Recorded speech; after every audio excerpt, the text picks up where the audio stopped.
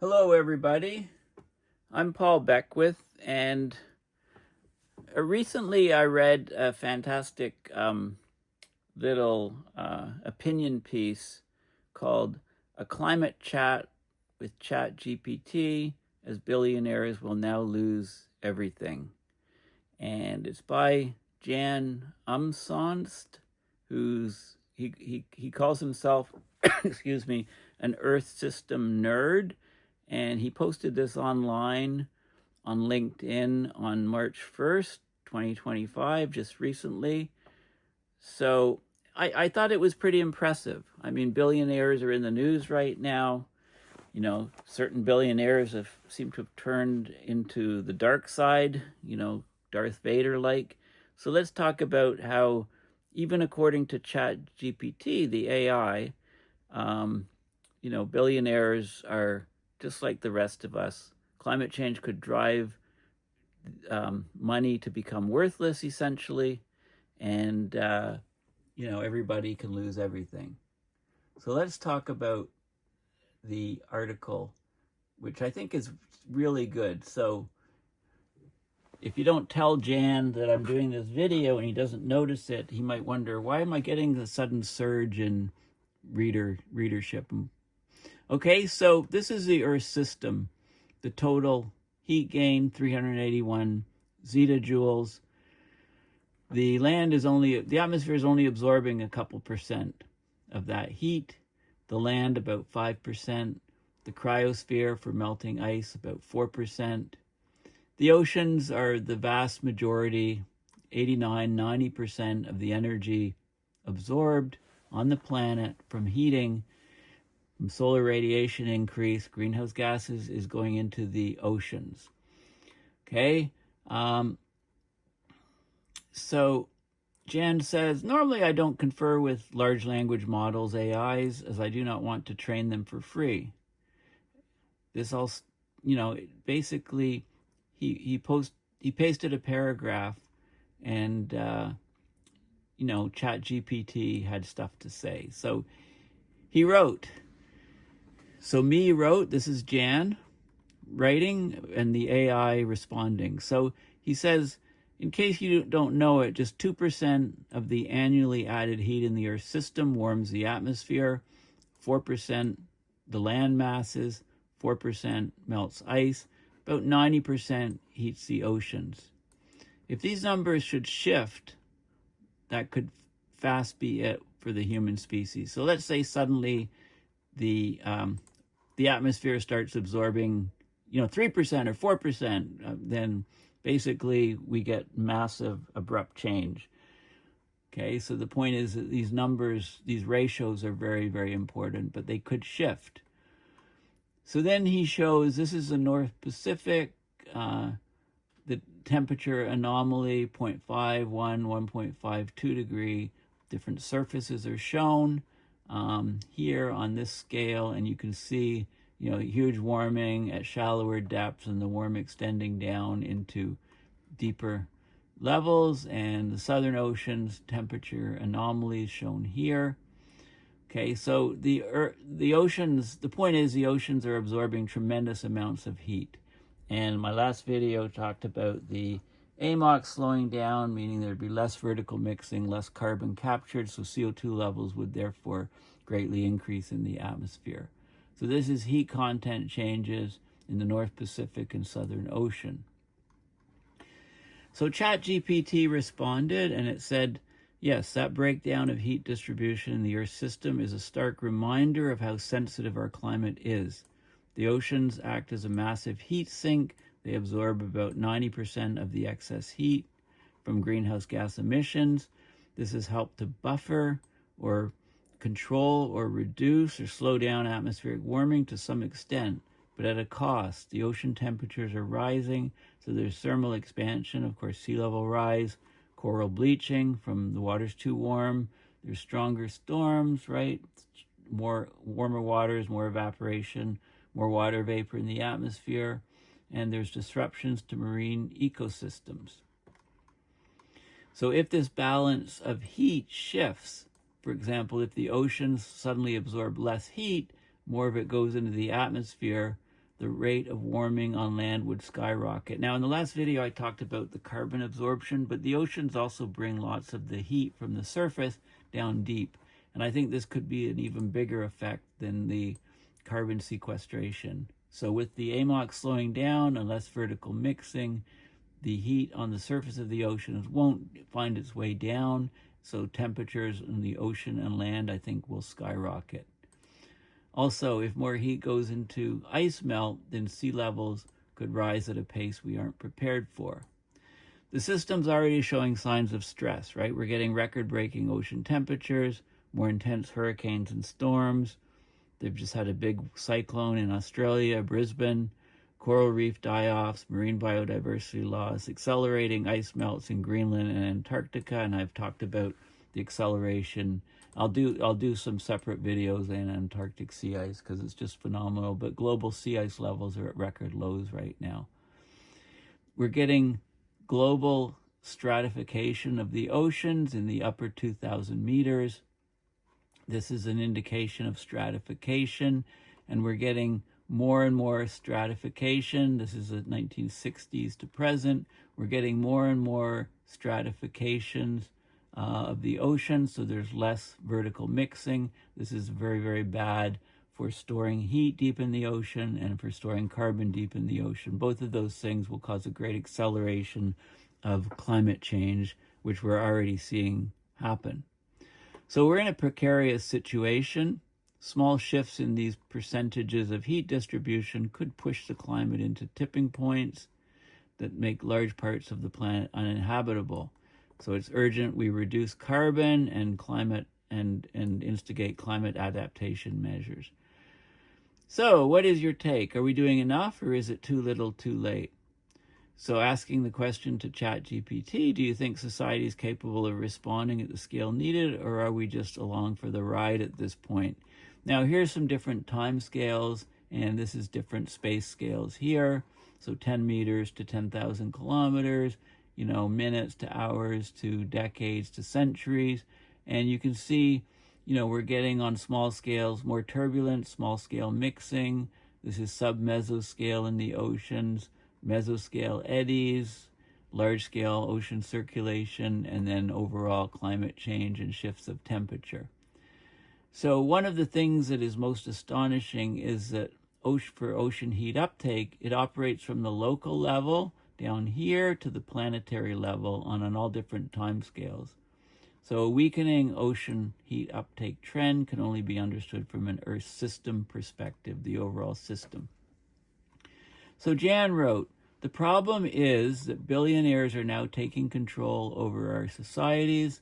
They prevent any change as they think they won't be affected. They think they'll be immune to the ravages of abrupt climate change. Well, they couldn't be more delusional on this point.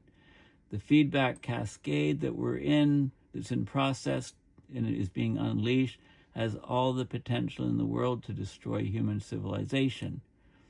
In ever more areas, we're now surprised by the scale, the speed, and the spatial scale of the changes we observe now in ever more subsystems of the Earth.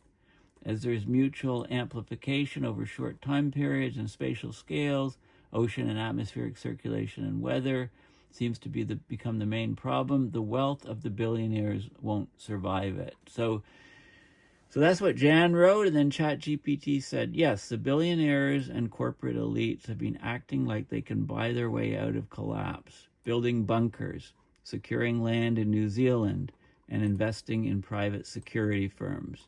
They're missing the bigger picture. And here's some of the bigger picture. Climate breakdown, societal breakdown, it won't be localized. The interconnectivity of the global system means no amount of money can protect against cascading failures in food supply, water access, and social stability. So we can have this. We can look at these different links here between two different networks, and the connectivity links are very strong, and if you zap a couple of the nodes, it cascades through and affects the whole system. These are different connectivity links on one level and on another level, and there's nodes connecting, making one thing dependent on another. So at all different levels of this 3D grid, if you zap out a couple nodes, the whole system has to reconfigure. So in principle, Earth system collapse and human societal collapse, they function similar as both are complex networks. There's an interwoven net of complex systems, and the nodes are interacting across spatial and temporal scales. So you could consider, this being spatial scales, this being a 2D map, and then these are temporal scales, if you like.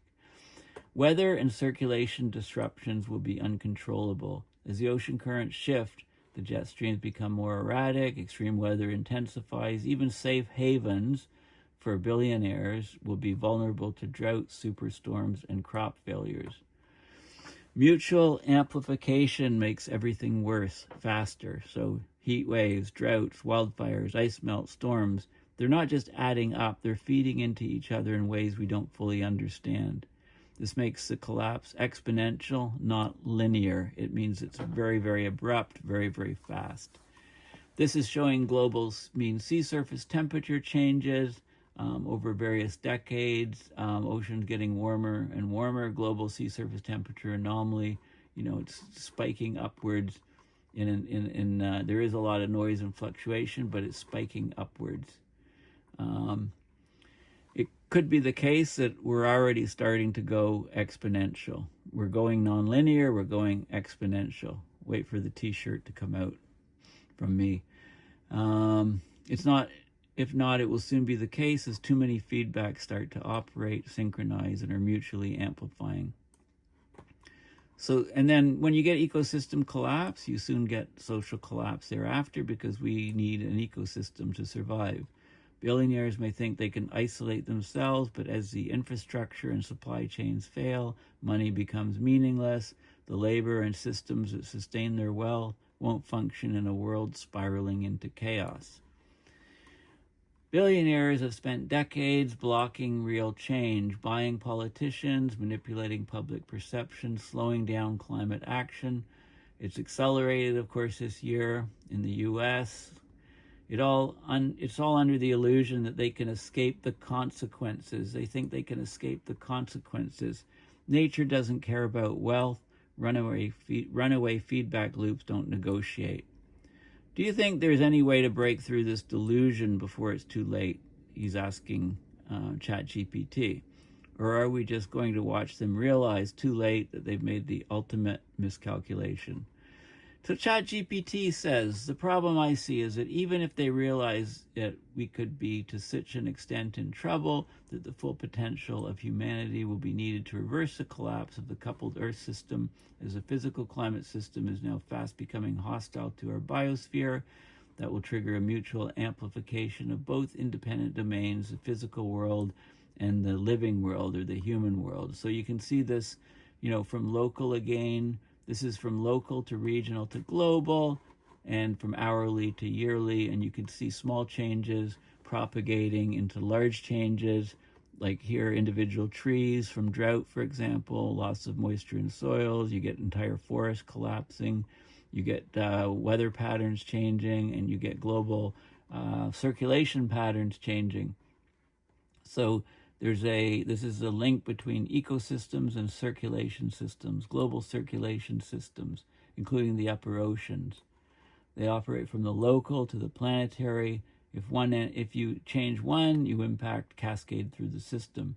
Remove Earth's vegetation and the whole breaks down. I did a video recently on the ozone layer being threatened from debris from re-entering satellites, and here we have a massive starship, but yet another one bites the dust, becomes a meteor shower. Does anybody follow the effects of those aluminum oxides in the upper atmosphere? We're loading up the mesosphere with aluminum oxides. It can take several decades to come down and then act as a catalyst and take out the ozone layer. Like, we're literally playing with fire. So Jan wrote, the acceleration of ocean warming at the surface could be an expression of oceans losing, English isn't his first language, I guess, losing their ability to continue to take up 90% of the extra energy trapped annually in the Earth's system. I'm not knocking him, I'm making fun of him. This is fantastic stuff he's put together. And again, who is it? I'll come back to here.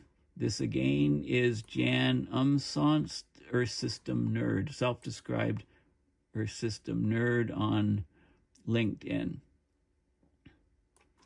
Okay, so if that 90% of the extra energy that's taken up in the oceans, if the ocean sink reduces by, for example, AMOC reduction, carbon sinks decline, we're going to see a huge rise in upper ocean warming, in CO2 levels in the atmosphere, in ocean stratification. So we're not going to get that, we're going to have more and more marine heat waves at the surface, more and more water vapor in the atmosphere, stronger and stronger storms. Come on, James Hansen, get out your book. You know, Storms of Our Grandchildren is a fantastic book written about a decade ago by Hansen. And he's got a new book coming out, Sophie's Planet. Sophie's one of his grandkids. I just can't wait to get his book and read it and do numerous videos on it as a way of book review. So anyway, the intensifying ocean fronts, more heat into the atmosphere, cloud feedbacks, more heat waves, more biomes burning, biblical flooding, right? The cascading is just horrific. The Earth is a tightly coupled, complex system, and we've thrown wrenches into the gears of how the Earth system works. We've only got a small window to react. Billionaires and powerful leaders are mainly concerned about not losing what they have. You know, once things go crazy, they'll frantically probably start rolling out solar dimming or solar radiation management without reducing emissions. And it's not clear what those scenarios will do. So we've got to make sure we know what we're doing, because it's going to happen. Some billionaire is going to come along and do this stratospheric aerosol injection to cool the planet, you know, 0.5 degree to 1 degree in a year or so. So anyway, there's lots of complex factors at play right now. So it's not clear if such a cooling scenario is possible. Recent studies confirm a growing number of the single parts of this impending feedback cascade of Earth. Current social, political, and economic order is risking our survival. Also the large language models. So ChatGPT actually agreed. It said you've laid out the nightmare scenario, a self-reinforcing collapse across the entire Earth system where the oceans, atmosphere, and biosphere push each other into runaway instability. The acceleration of ocean surface warming could very well signal that the planet's biggest heat sink is failing. That would shatter the fragile equilibrium we've relied on.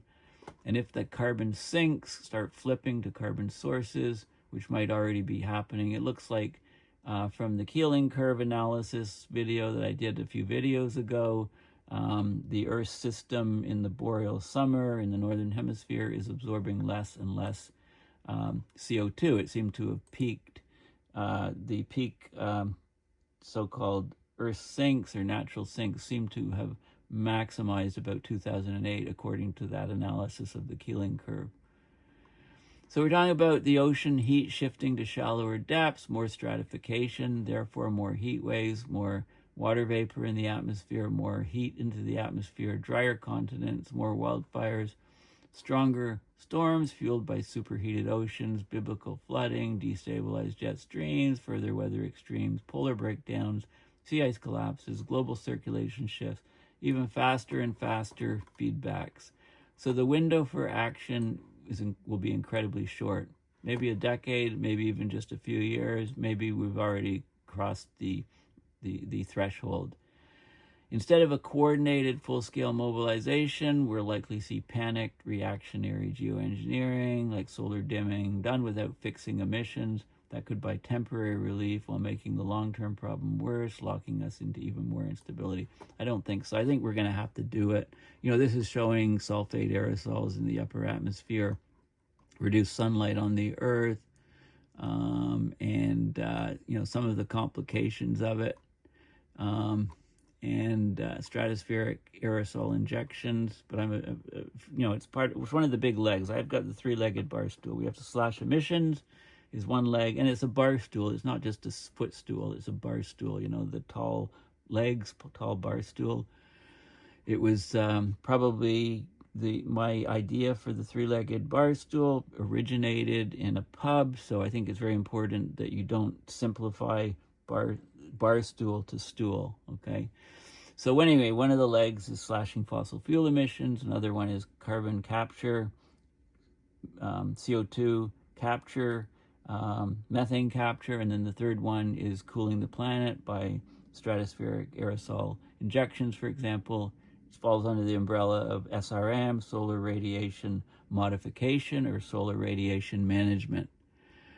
So the core issue is really the social, political, and economic order itself. We're not just in a climate crisis, it's a civilizational crisis. It's driven by a system that prioritizes short-term wealth and power over survival. The ruling elites and their useful idiots, in brackets, aren't wired to think about Earth system dynamics. They think in quarterly profits, political terms, stock markets, transactional terms. By the time they realize that their bunkers won't save them, we'll already be deep in the spiral. Everything, AI, large language models, future advanced technologies, they all depend on a functioning civilization. If the collapse cascades, knowledge systems deteriorate, infrastructure falls apart, we lose the ability to even run the technologies we've created. So it won't just be the end of industrial society. Some people call it MTI, modern techno-industrial society. It could be the end of organized human civilization altogether. So the hard question is, can we break this system in time, step back from the abyss? To do so, we would need emergency mobilization, treat it like a world war effort, shift entire economies into greenhouse gas removal, geoengineering, ecosystem restoration, and adaptation. Well, that hasn't happened, and we're going in the opposite direction right now, especially in the good old USA. Systematic change. We need to overhaul capitalism, end the billionaires' grip, and rewrite economic systems to value survival over profit. And we need mass awareness. People need to understand this isn't a distant problem, it's a now problem. Delaying action will seal our fate. This is where I come in. I really try to raise awareness on these issues. Please share these videos widely. Next time you're in a coffee shop, talk to strangers and people about it. You know, none of this is happening.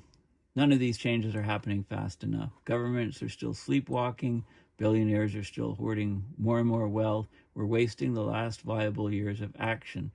So the real question is, how do we force a global shift before it's too late? Mass movements, political revolutions, radical tech interventions. What do you think is the best way to shake humanity awake?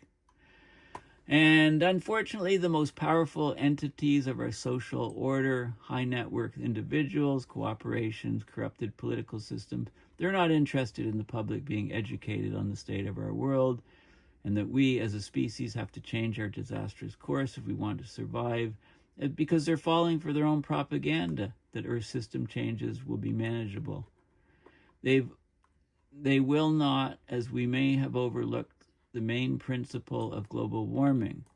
The relationship between the speed of the warming with the strength of the feedbacks is exponential in nature.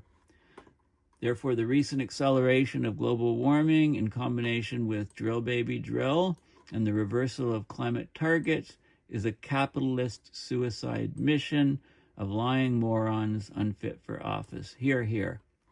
And he put some references, and I'm sure there could be revelations, but they're references, and he shows his actual communication with ChatGPT 4.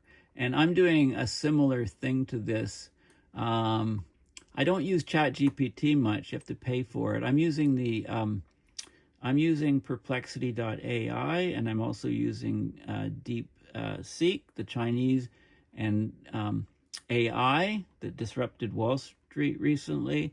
And I'll get a subscription. I'll start using ChatGPT a lot because I'm starting to look at a lot of, what can we do about climate based on the, what are the AIs saying? Look at the difference between what the AI is saying. Of course, the AIs are only as good as the material that they're scraping from the web. And if you're scraping stuff from the US over the next little while, they're going to get a lot of nonsense, unfortunately. So how long can we believe in the accuracy of what AIs are saying on climate change? So that's a big question I'll leave to you. So thank you so much, Jan, Earth System Nerd, for posting this fascinating analysis of climate, and what the ChatGPT AI thinks, and how billionaires fit into the picture, and how we can all lose everything, including billionaires can lose everything. Money can become worthless. Civilization can't function. Then there's no way to deal with the issues of climate. Okay, well, thank you for listening. Please go to my website, paulbeckwith.net, on WordPress, and please donate to PayPal to support my research in these videos. Thanks again, Jan, for your wonderful, stimulating questions of ChatGPT. Thanks again, and bye for now.